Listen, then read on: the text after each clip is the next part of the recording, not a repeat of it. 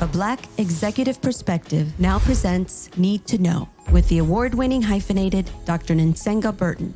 Dr. Burton, what do we need to know?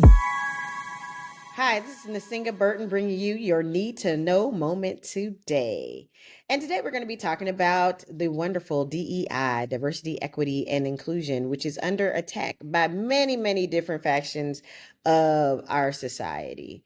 DEI, which is really about inclusion and belonging and making sure that people who are usually qualified and overly qualified have access to the same types of jobs, education, various institutions as those who have been part of the ruling class is what we would say in an academic setting, but those who have been historically empowered. So, diversity, equity, and inclusion is really about historically disenfranchised populations and how to bring them into the fold in a way that is equitable, as we try to create a more fair and just, or some would say egalitarian society.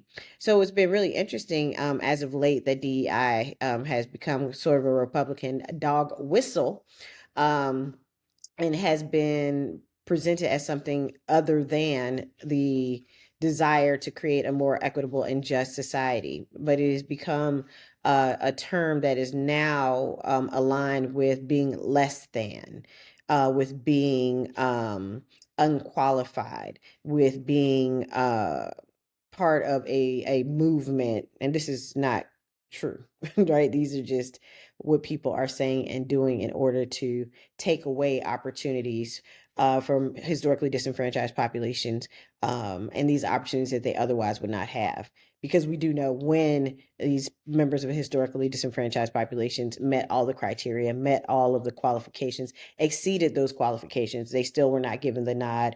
They still were not admitted to schools. They still were not given jobs or awarded jobs that they had applied for. Some weren't even allowed to have interviews, right? And so all of these things are tied up in diversity, equity, and inclusion, and why, diversity, equity, and inclusion is important. So an example of what I'm talking about when we talk about a dog whistle is when you change the meaning of something so that it becomes a negative, right? It becomes something other than what its original intent is. So example, you all have been watching the unfolding of, or the aftermath of, the collapse of the Francis Scott Key Bridge in Baltimore last month. It's in Maryland. And, it was purely an accident. It's still under investigation, but for all intents and purposes, it was an accident that happened. In fact, the people who warned the police, who subsequently died in the accident, the only people to have died in the accident were immigrants, right? So, and Latinx immigrants who were working on the bridge at the time of the collapse. So had they not been employed, we don't know what would have happened or might have happened, but we do know that they did warn the police, and the police were able to keep people from going onto the bridge, which would have led to a greater catastrophe. I say all of those things to say this is an accident that happened. The mayor of Baltimore is Brandon Scott, a young man. He's 39 years old, native Baltimorean. And the governor of Maryland is Wes Moore, again, native Baltimorean, African American. And the port commissioner is a Black woman named Corinthia Barber, again, native Baltimorean. I lived in Baltimore for 10 years. So I am familiar with Baltimore, its politics, and all of the things that are surrounding this particular case. I've driven across the Francis Scott Key Bridge many, many times. So when this happened, what happened, or some of the things that you might have seen is people on Twitter saying, oh, the DEI mayor. This is why this accident happened, because they have an unqualified DEI mayor in place. This is why this accident happened, because they have an unqualified DEI port commissioner in place.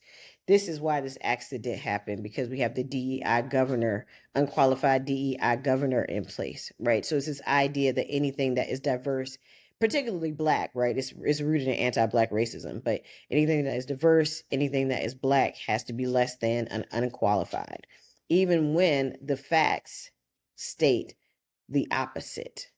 It was an accident. Accidents do happen. It was awful that this happened. And there was no attention paid to the quick response by the governor, who looked very presidential to me, by Mr. Scott, Brandon, who looked like a leader of a city and a county and a state, that was under great duress because of this. And so you have like Phil Lyman, who's a GOP Republican gubernatorial candidate out of Utah, who's saying, calling them the DEIs, right? Versus calling them by their names. And so what this does is, first of all, it makes people have an incorrect understanding of what DEI is, right? It maligns and mislabels. This is the second part. Maligns and mislabels people and what they're doing. Third, it dehumanizes whole human beings like Wes Moore and Brandon Scott and Corinthia Barber. It dehumanizes them so that you feel okay about calling them less than or underqualified, because you value them less, right? All of those things happen when you use these dog whistle tactics, right? You use these tactics to bring out the conservatives, to bring out the people to criticize, who have no real information. And the same thing would have happened had you had Republicans in office at that time, right? This was an accident that was unavoidable, to a large extent. And then the challenges that were happening have nothing to do with those individuals or their qualifications. So why would you do that other than to mislead people?